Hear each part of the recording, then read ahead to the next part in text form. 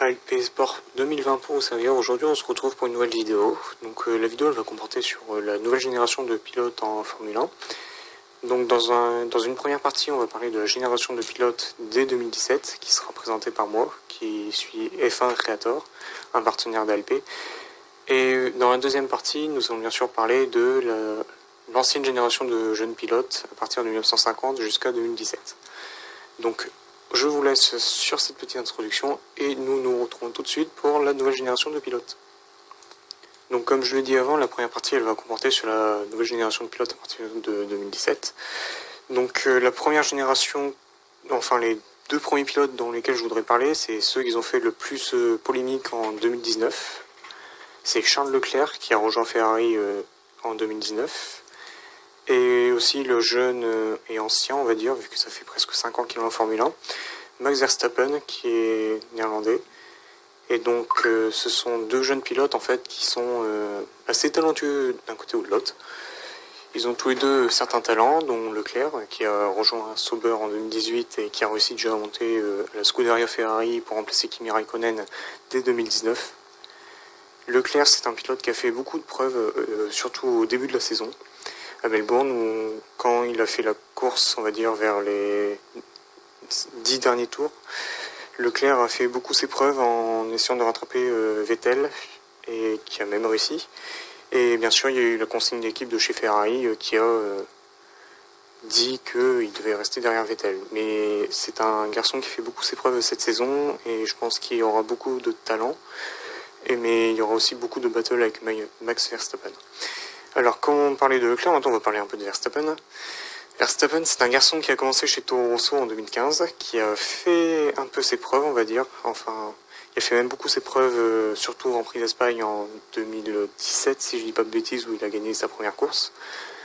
C'est un garçon qui a même été félicité par Sébastien Vettel dès sa première victoire. Mais c'est un garçon aussi qui a connu qu'un seul clan, c'est le clan Red Bull.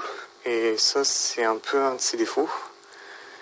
Verstappen, c'est, on va dire, une ancienne nouvelle génération. C'est un pilote qui est là depuis 5 ans, comme je l'ai dit il y a pas longtemps. C'est aussi un garçon qui tient de son père, en fait, Jos Verstappen, qui est un ancien pilote de Formule 1 dans les années 90 à 2000. Mais Verstappen, en fait, c'est un garçon qui est un peu protégé par son père, et parce que lorsque Verstappen est chez Red Bull, il est un peu dans son cocon, on va dire. Son père le protège presque tout le temps, et c'est lui qui négocie, je pense, les contrats avec Helmut Marko, Christian Horner. Donc cette nouvelle génération, on va la comparer un peu sur les statistiques de 2019. Donc il faut savoir que Leclerc, son premier Grand Prix, il l'a fait en Australie en 2018. Donc son meilleur classement dans sa carrière, bien sûr, c'est premier. Et sa meilleure qualification, c'est première. Donc on va regarder bien sûr les statistiques de Monsieur Leclerc en premier. Donc Monsieur Leclerc, c'est 2 victoires. Donc ce qui représente assez rien pour le début de sa carrière, mais au fil de sa carrière, je pense que ça va énormément grimper, surtout avec Ferrari. Leclerc, par contre, sur sa saison 2019, il y a 7 pole positions, ce qui est un chiffre assez énorme en fait. C'est l'homme à le plus avoir de pole position de l'année, je crois 2019, si je dis pas de bêtises. C'est 4 meilleurs tours, c'est rien du tout comparé à Lewis Hamilton ou encore à Max Verstappen, je crois. Et il a fait 10 podiums sur toute la saison. Mais aussi Leclerc, il faut compter aussi le négatif, c'est 9 abandons depuis 2 ans. Ce qui représente quand même un sacré chiffre dans sa carrière. Il a eu bien sûr en total 303 points, ça lui fait environ 7,21 points par Grand Prix et 151 points par saison. Il a mené 246 tours en tête. Et bien sûr maintenant nous allons parler de Max Verstappen, le lion néerlandais comme certains le diraient. Alors, M. Verstappen y a commencé en Australie en 2015. C'était son premier Grand Prix chez Toro Rosso. Ensuite, son dernier Grand Prix, bien sûr, c'est Abu Dhabi en 2019. Son meilleur classement, bien sûr, c'est comme Leclerc. Ils ont tous les deux gagné une course. Alors, Verstappen, lui, c'est 8 victoires. Donc, en 5 ans, c'est pas beaucoup. Leclerc, on voit déjà qu'il en est à 2 en une année. Donc, Leclerc a l'air plus performant que Verstappen au niveau des courses. Verstappen, c'est 2 pole positions, Leclerc c'en est 7. Donc Leclerc est largement plus performant que Max Verstappen en qualification. Enfin après ça dépend vu que le bloc Hyundai n'était pas trop développé vers l'année 2018-2019, mais il commence un peu à rattraper Ferrari. Verstappen c'est 7 meilleurs tours alors que Leclerc c'est 4 meilleurs tours, donc après Verstappen arrive à mettre un peu un certain gap à Leclerc je pense en course. Et Verstappen en 5 ans ça a été 31 podiums alors que Leclerc en est à 10. Donc Leclerc a l'air largement plus performant au niveau des courses, largement plus performant au niveau bien sûr des meilleurs tours. Mais Verstappen c'est quelqu'un qui est largement moins performant que Charles Leclerc au niveau des qualifications. Et ça se ressent au niveau des statistiques vu que Leclerc ça fait que, je redis, 2 ans qu'il est en Formule 1. Et Leclerc arrive déjà un peu à battre Verstappen au niveau des pole positions. Et ça fait que Leclerc commence un peu à ne pas se laisser faire par Verstappen. Et du coup, les deux pilotes se connaissent à partir du karting. Il faut savoir déjà que les années karting entre les deux pilotes ne sont pas très bien passées. On va dire que les deux ont déjà beaucoup fini dans le bac à gravier. Et donc en fait, c'est à partir de là qu'ils sont devenus tous les deux ennemis jurés. Et quand je vous parle de ça, c'était au moins il y a 10 ans. Donc ça prouve bien que Max Verstappen en veut en découdre avec Leclerc et que Leclerc va en découdre avec Verstappen. Donc sur les prochaines années, on peut s'attendre vraiment à avoir une bataille pour le titre entre Leclerc et Verstappen, et ça sera pas la bataille du style Schumacher-Villeneuve, ça sera plutôt une bataille encore plus tendue vu que chacun veut se venger de ce que l'autre l'a fait. Et donc en fait, du coup, ça fait que Verstappen et Leclerc, ça va être un peu un choc, mais vraiment violent entre les deux. Donc c'est une affaire à suivre, soit en 2020, quand la saison commencera bien sûr, avec le Covid-19, c'est assez chaud d'en parler. Bien sûr, il y a une vidéo qui référence ça sur la chaîne d'Alp. Et donc après, bien sûr, c'est bien sûr sur les années 2021 ou 2022 même, vu que la réglementation a été déplacée en 2022. Et donc ça sera sur ces années-là où il faudra surveiller ce duo. Maintenant, nous allons parler d'un deuxième duo de pilotes qui se battront aussi pour le futur, donc d'ici 5-10 ans. C'est Lando Norris et George Russell. Donc Lando Norris et George Russell, ce sont un duo de pilotes qui se connaissent déjà depuis la Formule 2. Il faut savoir que Lando Norris a fait de la Formule 2. Donc le premier Grand Prix de Lando Norris, juste pour voir les statistiques, c'était en Australie 2019. Et son meilleur classement c'était 6ème, donc c'est assez pas mal pour une écurie comme McLaren. Et sa meilleure qualification c'était 5ème. Ce qui prouve que McLaren s'est relevé par rapport à 2018 et que le duo Lando Norris et Carlos Sainz, c'est vrai que j'en ai pas beaucoup parlé, mais Carlos Sainz aussi c'est le coéquipier de Lando Norris et le duo fait un très bon tonnerre pour les deux pilotes. Donc ensuite nous avons bien sûr Lando Norris qui a subi 6 abandons sur la saison. Un chiffre un peu désastrant pour McLaren, ce qui fait que McLaren, qui voulait devenir top team, va devoir un peu retravailler sur la fiabilité de sa voiture. Et Lando Norris a fait 49 points cette saison, donc ce qui est un score assez mitigé. On attendait peut-être un peu McLaren aux avant-postes et on s'est retrouvé un peu avec un McLaren en milieu de peloton, enfin en midfield, comme on appelle ça dans le domaine. Et donc sa moyenne est de 2,33 par GP. Et bien sûr George Russell qui a fait aussi sa première course en Australie, son meilleur classement c'est 11ème et sa meilleure qualification est 14ème. Le problème de George Russell c'est que on l'a vu en Formule 2, il y avait du talent, mais lorsqu'il arrive chez Williams, il faut savoir que Williams avait une saison catastrophique, que ce soit avec Kubica ou Russell, ils ont toujours été en fond de peloton. Et donc déjà voir George Russell être 14ème en qualification, ça fait que Williams a vu quelqu'un en face d'eux qui avait le mental de pouvoir montrer ce qu'il avait. Et donc Russell, c'est aussi un très bon adversaire à surveiller par rapport à Lando Norris. Et donc Russell a subi 2 abandons sur la saison. Et par contre, malheureusement, n'a marqué aucun point cette saison avec, bien sûr, la force de Williams sur le plateau, qui était vraiment à l'arrière du plateau, qui n'a même pas pu dépasser... qui n'a pas pu presque même dépasser certaines voitures en course. Ils étaient toujours au fond du plateau. Ils ont commencé au fond, ils ont terminé au fond. Et ça, c'est malheureux pour Russell parce que je pense que c'était quelqu'un qui voulait vraiment faire ses preuves cette saison, qui voulait juste montrer à Williams de quoi il était capable. Et je pense vraiment que Lando Norris et Russell, ce sera aussi un duel à surveiller d'ici 5 à 10 ans. Ça sera... on va dire le futur de la Formule 1. Après Leclerc et Verstappen, je pense qu'on aura de belles batailles entre les deux. Et bien sûr, ça sera bien sûr de très belles battles, un peu comme Leclerc et Verstappen. Parce que cette nouvelle génération, il faut le dire, elle est assez spéciale. C'est pas une nouvelle génération comme on le croit, où c'est des pilotes qui arrivent comme ça, qui disent ouais, de toute façon, je vais te battre tout ça. C'est plutôt le contraire. Et il faut savoir que Lando Norris, c'est quelqu'un qui joue beaucoup sur simulateur, un peu comme Max Verstappen. Ils jouent tous les deux ensemble. Et donc en fait, ça prouve qu'une nouvelle génération, elle s'intéresse un peu plus à la Formule 1, mais qui passe beaucoup plus de temps sur simulateur.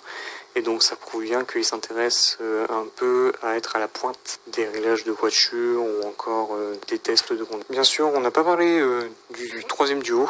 Enfin, j'ai oublié de le citer, c'est Carlos Sainz et Esteban Ocon. J'ai parlé de Sainz il y a 2 petites minutes là avec Lando Norris, en parlant bien sûr de son team. Mais on a oublié le troisième duo, c'est Carlos Sainz. Alors Carlos Sainz, il faut savoir que c'est un pilote qui est là depuis longtemps en Formule 1 comme Verstappen. Il a commencé la même année que Max Verstappen, c'était en 2015, donc c'était en Australie 2015 qu'il a commencé. Et Carlos Sainz, en fait, c'est un pilote qui a toujours été assez performant, on va dire, d'un côté, et qui a su faire ses preuves aussi en 2019 avec McLaren. Enfin, dans les années avant, il était chez Renault. Chez Renault, il avait déjà réussi à faire une très belle saison. Et Carlos Sainz, il faut savoir que son meilleur résultat en course, c'est 3e. Et sa meilleure qualification, c'est 5e. Mais il faut savoir que le 3e, c'était au Brésil, lorsqu'il y a eu les pénalités qui ont été infligées à Hamilton pour avoir percuté Albon. Et donc ce ne sont pas les vrais résultats, mais par contre le résultat en qualification qui est 5e, c'est vraiment pas mal. Ça veut dire qu'il a réussi à splitter entre une Red Bull et une Ferrari peut-être. Donc Sainz, c'est un podium, c'est 25 abandons par contre, en 5 ans c'est assez énorme. Et on a 267 points sur la saison 2019, ce qui fait 2,62 points par Grand Prix, qui est un peu plus que Lando Norris, et 53,40 points par saison. Donc ce qui prouve que Carlos Sainz a toujours le mental pour aller chercher Lando Norris ou encore ses autres rivaux à travers la course. Alors Esteban Ocon, il faut en parler un peu parce que Esteban Ocon, il est français, il a travaillé beaucoup pour Force India, pour Racing Point, anciennement Force India, et c'est un pilote en fait qui a fait ses preuves au début, mais après malheureusement, on va dire que Force India, il a été mis un peu sur le banc, et en 2019, il a été repris par Mercedes.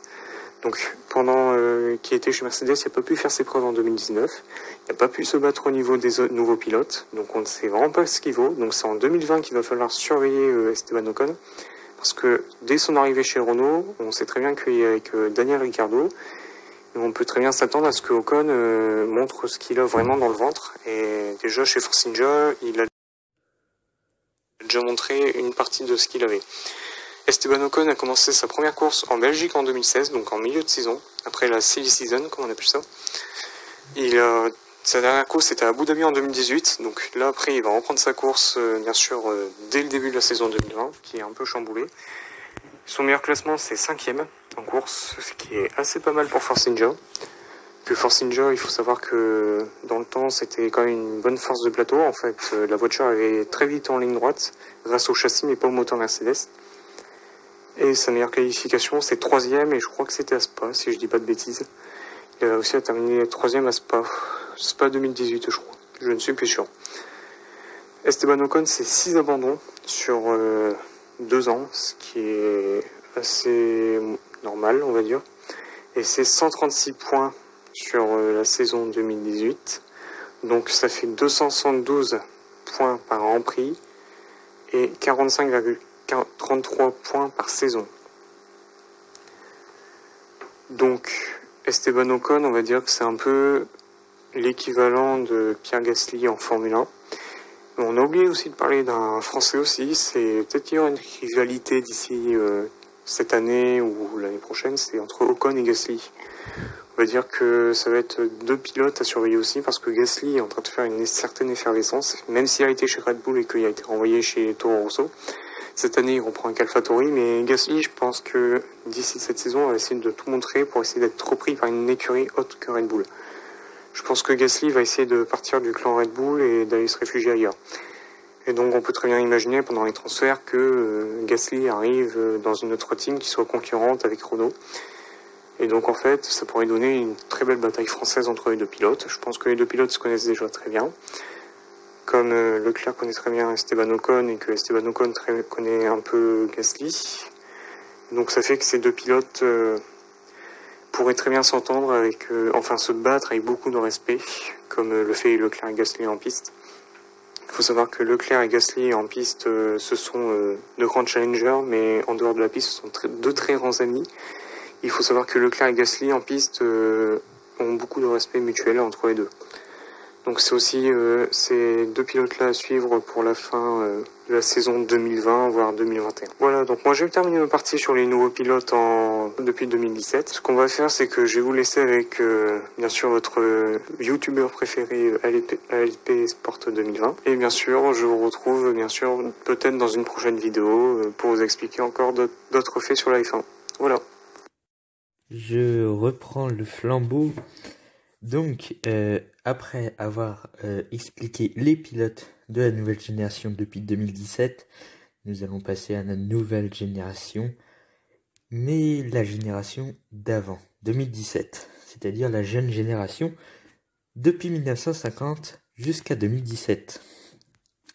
Donc bien sûr, les années 2000, surtout, qui a vu naître beaucoup de jeunes talents, mais également certains jeunes qui ont su briller, en tout cas exister, au plus haut de la Formule 1 avant les années 2000. Là où les pilotes généralement commençaient à 25-30 ans environ. Mais il y a eu quand même des exceptions durant les 66 autres années de Formule 1. Et on va en parler tout de suite dans cette deuxième partie de vidéo. Et malgré ce que beaucoup pensent de la Formule 1 dans les années 50, c'est que pour beaucoup, ce n'était que des gens de plus de 25 ans, c'est-à-dire entre guillemets des vieux, qui arrivaient en Formule 1 dans les années 50. Eh bien, détrompez-vous, car en 1952, l'Américain Troy Ruttman a remporté les 500 miles d'Indianapolis en 1952 à l'âge de 22 ans et 80 jours, ce qui fait le pilote le plus jeune de l'histoire de la Formule 1 à ce moment-là de la compétition, c'est-à-dire après 3 ans de Formule 1. Bon. Et Troy Ruttman a également participé à un Grand Prix en Formule 1 en 1958, mais il n'a jamais rien vraiment fait en Formule 1, ailleurs qu'en Indy 500. On se plonge en 1961. 9 ans après, un nouveau jeune, encore plus jeune que Troy Ruttman, un jeune s'appelant Ricardo Rodriguez prend part à son premier Grand Prix chez Ferrari à 19 ans et 208 jours au Grand Prix d'Italie 1961. Le Mexicain n'y inscrit aucun point cette saison-là et reprend en 62 dans la même écurie et il y marquera 4 points en 4 Grands Prix et finit 13e du championnat. Et l'année suivante, en essai privé, le jeune pilote mexicain âgé alors de 20 ans se tue violemment en essai privé. Ce sera la fin donc d'un potentiel futur champion du monde, malheureusement. Puis on se retrouve 2 ans après, en 1963, avec le néo-zélandais Chris Amon, qui prend le départ de son premier Grand Prix à 19 ans et 324 jours au Grand Prix du Belgique 1963. Derrière, on connaît la carrière du néo-zélandais qui a participé à 96 courses et est monté sur 11 podiums et a signé 5 pole positions. En 1953, il n'inscrira aucun point. Ses premiers points, il les inscrira en 1964 chez Lotus. Mais le pilote n'ayant pas vraiment confirmé de grands résultats, à la fin de la saison 1976, il se retire au bout de son 96e Grand Prix en Formule 1. il aura également piloté dans une écurie privée qu'il aura baptisée Chris Amon Racing. Mais on le rappelle, à l'époque, il n'y avait qu'une quinzaine de Grands Prix par saison. Donc il a quand même fait 14 ans en Formule 1. En fait, il s'est pas vraiment retiré, il avait juste pris sa retraite. Le Néo-Zélandais est décédé le 3 août 2016 à 73 ans, mais qui est mort il y a pas très longtemps. Dans les années 70, et 60 d'ailleurs, on arrive au règne des Jackie Stewart et Emerson Fittipaldi, puis dans les années 70 avec Niki Lauda, et enfin dans les années 80 avec Alain Prost, Nigel Mansell, en 90 avec Ayrton Senna, Nelson Piquet et tous ces grands pilotes des années 90 qui pour moi restera pour le moment la meilleure décennie de la Formule 1. Parce que les années 2020 commencent très mal. Ça ne sera certainement pas la meilleure décennie de la Formule 1. On sait tous que la saison commencera au moins en Azerbaïdjan, malheureusement. Petite parenthèse, nous arrivons donc en 1994 où Ayrton Senna se tue et c'est l'arrivée du règne de Michael Schumacher en 1994 et 1995, puis avec Damon Hill et Jacques Villeneuve qui s'imposent également avec Williams et Mika Häkkinen en 1998. En 1998, justement, un jeune Argentin âgé de 19 ans et 320 jours prend part à son premier Grand Prix en Australie 1998. L'Argentin donc n'a piloté d'ailleurs que cette saison-là, 16 Grands Prix chez Fondmetal Minardi. Il n'aura jamais fait de gros résultats malheureusement, mais c'est un pilote qui s'est engagé en Formule 1 tout de même une année en 1998 donc. Et vu que je m'en aperçois seulement maintenant, je vous ai pas dit le nom de ce pilote. C'est Esteban Tuero. Personne ne le connaît, mais il a fait de la Formule 1. Mika Häkkinen remporte son dernier titre mondial en 1999 et on arrive enfin dans les années 2000. En 2000, comme tout le monde sait, c'est le grand règne de Michael Schumacher de 2000 à 2004, puis Fernando Alonso en 2005-2006, Kimi Räikkönen, Lewis Hamilton et Jenson Button. Une décennie 2000 que je classerai en deuxième position derrière les années 90, parmi les meilleurs de la Formule 1. Mais il y a quelques pilotes qui ont mérité leur baquet dans les années 2000 et qui encore aujourd'hui sont encore en Formule 1, tels que Lewis Hamilton ou Sebastian Vettel. Mais il y a également eu Jenson Button, Fernando Alonso, Robert Kubica et plein d'autres qui sont arrivés dans les années 2000 et qui ont, on va dire, bouleversé le monde de la Formule 1. Il y a tout d'abord Fernando Alonso avec son arrivée au Grand Prix d'Australie en 2001 chez Minardi avant d'arriver chez Renault, puis chez McLaren, Renault, Ferrari, McLaren. Vous connaissez le parcours de l'Espagnol. Fernando Alonso donc qui a commencé en Formule 1 chez Minardi, l'Espagnol, qui n'a pas marqué de points cette année-là. C'est d'ailleurs sa seule année en Formule 1 où il n'a inscrit aucun point. Il avait fini 23e du championnat et comme meilleur résultat une 10e place en Allemagne. Puisqu'en 2001, ce n'était pas les 10 premiers qui marquaient des points. Sinon, il aurait eu un point. Mais ça, j'y reviendrai dans une autre vidéo. Après une année sabbatique, il revient en Formule 1 en 2003 chez Renault et il inscrira ses premiers points en Australie en 2003 et puis son premier podium en Malaisie 2003 et sa première victoire en Hongrie 2003, la même année. Il aura inscrit 55 points et finira 6e du championnat du monde avant de se retrouver en 2004 comme l'un des outsiders de la saison 2004 avec 4 podiums mais aucune victoire tout de même, 4e avec 59 points, ce qui est pourtant mieux qu'en 2003. Il reste chez Renault en 2005 et c'est là où le Fernando Alonso, que l'on connaît désormais, se fait connaître avec son premier titre mondial avec 133 points et 7 victoires en Formule 1 et beaucoup de podiums.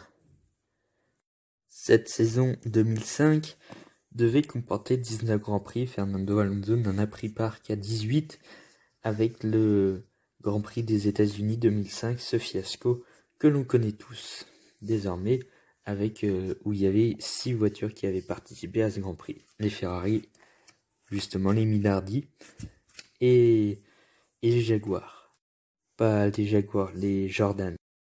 Fernando Alonso qui en 2006 décrocha son second et dernier titre en Formule 1 avec cette fois-ci 7 victoires, toutes pareilles comme la saison précédente.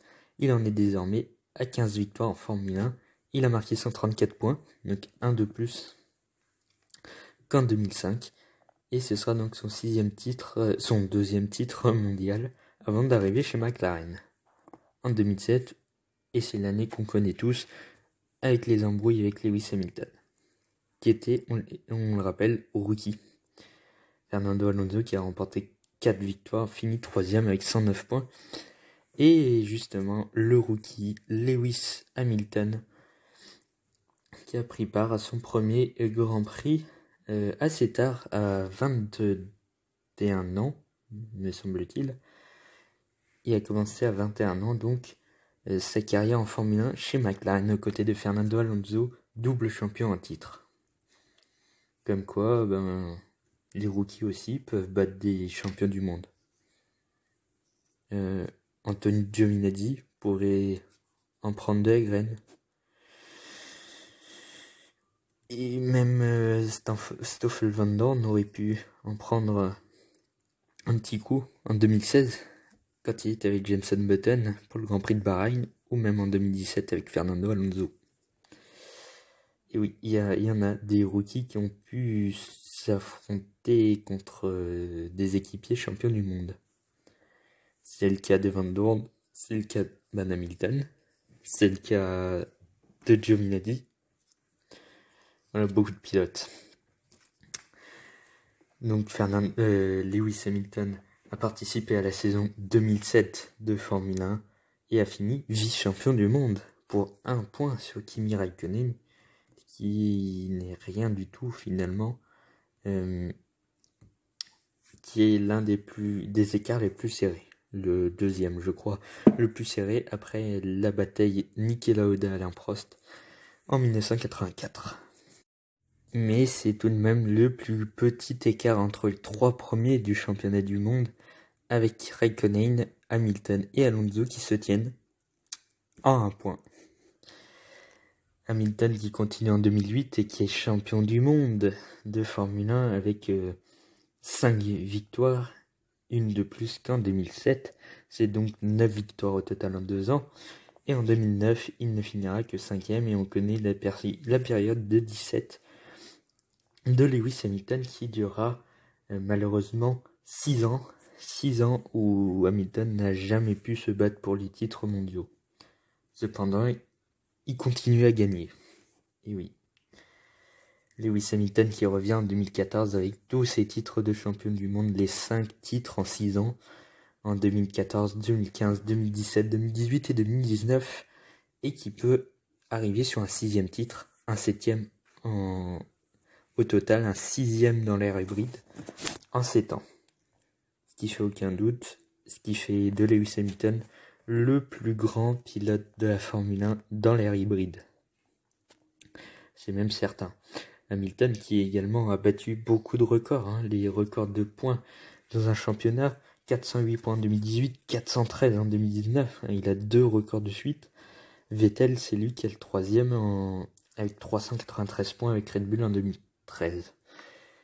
Justement, Sébastien Vettel, on va passer à lui maintenant. Vettel, lui, qui est arrivé au Grand Prix des États-Unis 2007 chez BMW Sauber en remplacement de Robert Kubica qui s'était, on le rappelle, blessé au Grand Prix du Canada 2007 dans son terrifiant accident. D'ailleurs, Grand Prix qu'il remportera la saison suivante. Comme quoi.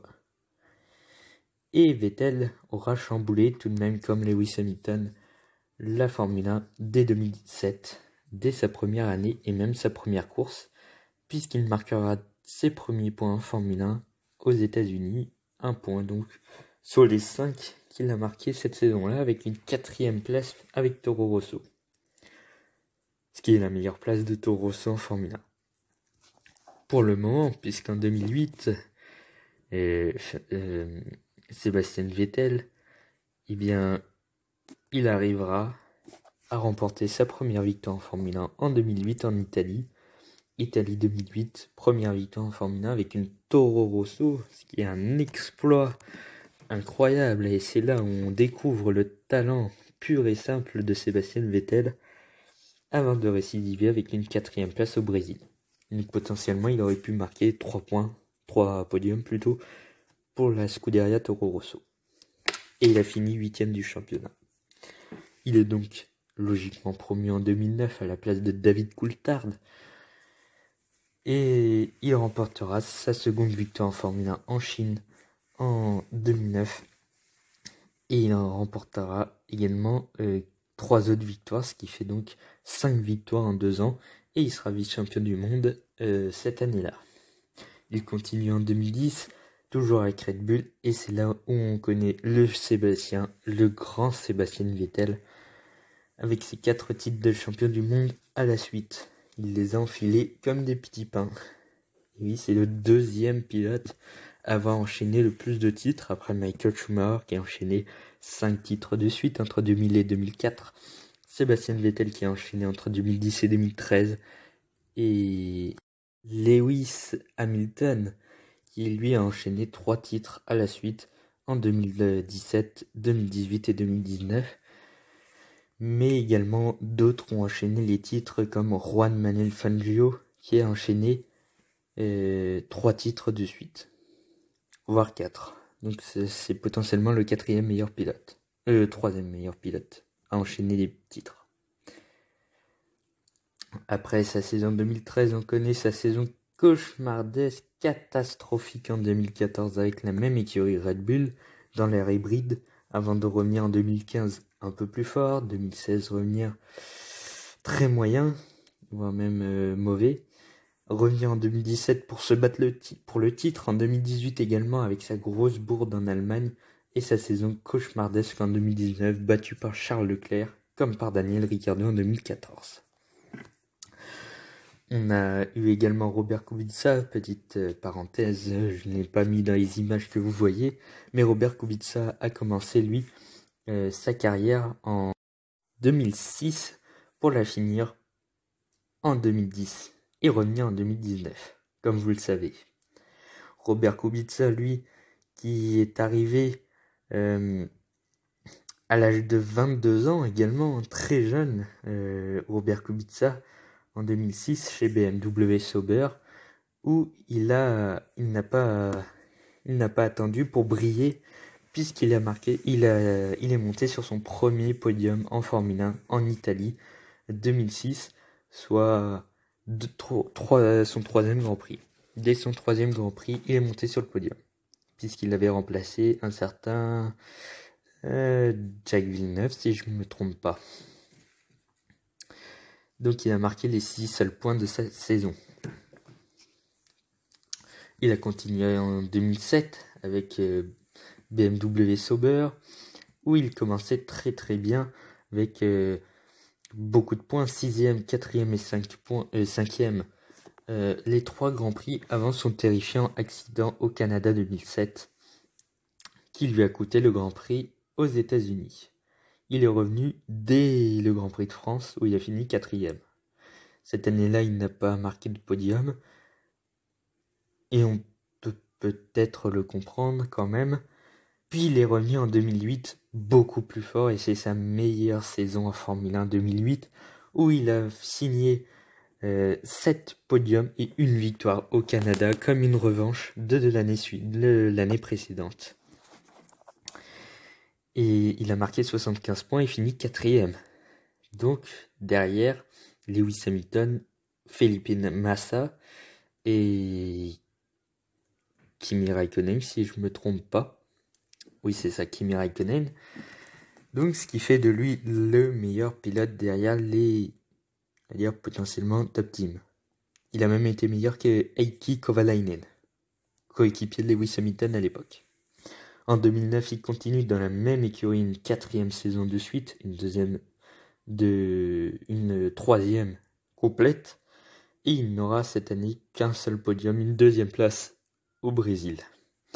Saison un peu moins bonne.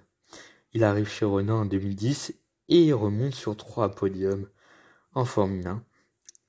C'était vraiment un pilote promis à un avenir brillant et peut-être même qu'il aurait pu monter un jour dans la Scuderia Ferrari. Et peut-être en 2014.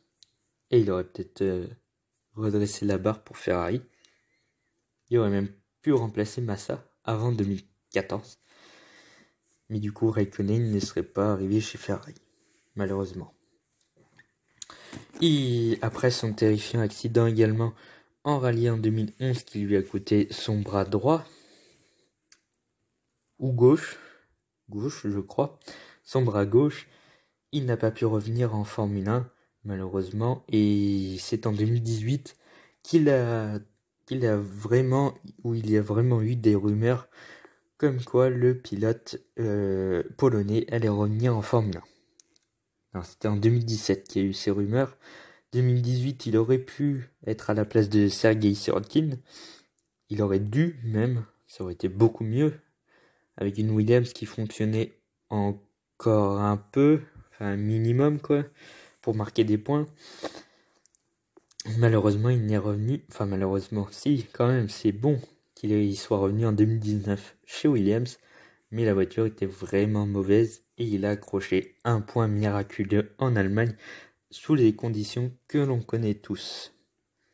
Il a fini donc 19e du championnat devant son jeune équipier George Russell que F1 Creator vous a parlé il y a quelques instants. Il y a déjà une vingtaine de minutes. Donc Robert Kubica qui a remporté seulement une seule victoire en Formule 1. C'est en 2009 que le pilote le plus jeune de l'histoire de la Formule 1 arrive, battant ainsi Ricardo Rodriguez et son record qui a tenu jusqu'en 1961, l'Espagnol Jaime Alguersuari à 19 ans et 124 jours en Hongrie 2009 chez Toro Rosso, en remplacement de Sébastien Bourdet. Oui, c'est Sébastien Bourdet. Le pilote espagnol donc n'a jamais rien fait, il a juste tenu les saisons 2009 et 2010 avant de se retirer. Et 2011 aussi, il a fait 2 ans et demi chez Toro Rosso et il s'est retiré. Il n'a pas pu arriver chez Red Bull. Comme bon nombre de pilotes d'ailleurs de la filière Red Bull, comme Jaime Alguersuari ou Sébastien Buemi, mais encore Jean-Éric Vergne et aussi plus récemment Brandon Hartley. 2014, première saison hybride et on voit beaucoup de jeunes arriver en Formule 1 cette année-là, dont le russe Daniil Kvyat et le danois Kevin Magnussen, qui donc tous les deux arriveront la même année avec un parcours assez différent puisque Daniil Kvyat a commencé chez Toro Rosso l'année de sa première année aux côtés de Jean-Éric Vergne et a été préféré aux Français pourtant plus expérimenté et qui a fait une meilleure saison que le russe pour arriver chez Red Bull en 2015 avec un seul podium. C'était 2e en Hongrie, mais il a quand même battu Daniel Ricciardo cette année-là. En 2016, il n'a fait que 4 courses chez Red Bull, dont un podium, avant de se faire rétrograder chez Toro Rosso. Puis il est resté 4 ans chez Toro Rosso. 4 ans en 2016, 2017, 2019 et 2020. Enfin 2020 c'est AlphaTauri, mais c'est la même écurie. On a également l'arrivée de Kevin Magnussen, comme je vous disais, Magnussen qui est arrivé en 2014 chez McLaren avec Jenson Button, lui aussi un rookie qui était avec un champion du monde en 2014 avant de revenir en 2016 après une année blanche. En 2015, arrivé chez Renault en 2016 puis chez Haas depuis 2017 avec le français Romain Grosjean. Également, Kevin Magnussen est monté sur un podium en Formule 1. Également en 2014 pour sa première course en Australie. On se disait, waouh, c'est le nouveau Lewis Hamilton de la Formule 1. Et au final, on connaît ce qui s'est passé. On connaît la suite, quoi.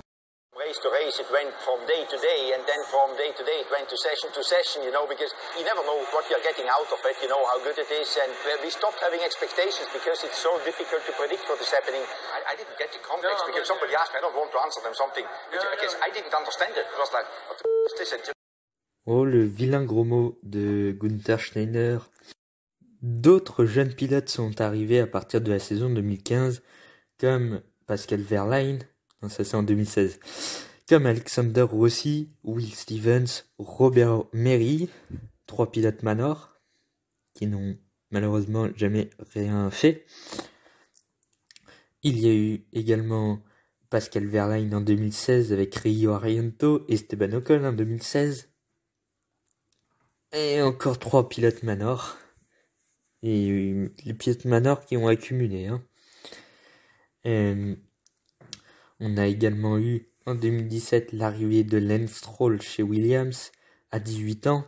L'arrivée de Kevin Magnussen, de Max Verstappen en 2015 à 17 ans, battant ainsi le record de Lance Stroll, plutôt, qui est devenu le nouveau plus jeune pilote de la Formule 1. Non, pas du tout, je suis en train de m'embrouiller.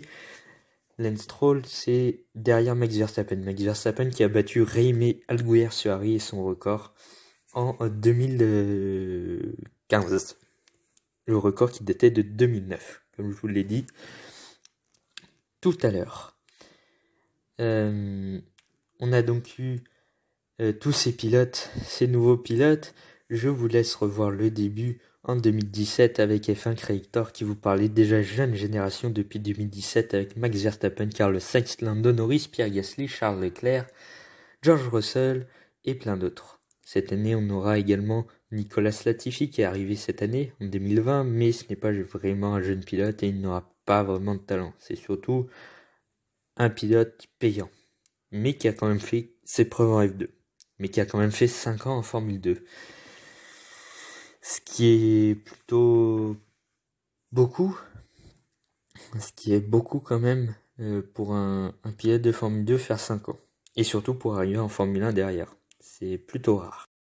Il y a bien sûr eu d'autres pilotes un peu plus âgés, de 23-24 ans, comme Antonio Giovinazzi, Marcus Ericsson ou encore Felipe Nasser. Mais c'est des pilotes qui n'ont jamais rien fait en Formule 1. Même si Felipe Nasser méritait un peu mieux. Voilà pour cette vidéo. Merci de nous avoir écoutés. Et oui, nous, puisque je remercie F1 Creator d'avoir participé pour cette vidéo et pour avoir fait l'image d'introduction. Merci à lui, ça fait 3 vidéos maintenant qu'il me fait ses affiches. C'est vraiment sympa de sa part. Allez vous abonner à F1 Creator sur YouTube, F1 Info 516 sur Instagram. Pour ma part, c'est ALP Sport Auto 2020 sur Instagram. Vous pouvez vous abonner à ma chaîne YouTube également, mettre un petit commentaire si vous voulez. On se retrouve pour une nouvelle vidéo où il y aura le résumé du WRC, du rallye du Mexique. Ça fait plusieurs vidéos que je vous le dis, mais je l'ai toujours pas fait. Je ferai une vidéo où je convertirai les points des pilotes en Formule 1. Les pilotes, je mettrai les championnats du monde des années précédentes avant 2010 avec le barème de points après 2010. Enfin, le barème de points actuel, quoi. 25, 18, 15, 12, 10, 8, 6, 4 et 2 et 1 point. Et je mettrai donc tout ça sur YouTube. Voilà également pour tout ça. j'aurai d'autres idées de vidéos et on fera encore une vidéo avec F1 Creator très bientôt. À bientôt pour une nouvelle vidéo sur ma chaîne. Et avec F1 Creator, il vous avait parlé de statistiques. Les voilà, ces statistiques, hein, on avait oublié de les mettre. Enfin, j'avais oublié de les mettre. Les voilà. Et merci de nous avoir écoutés et à bientôt pour une nouvelle vidéo.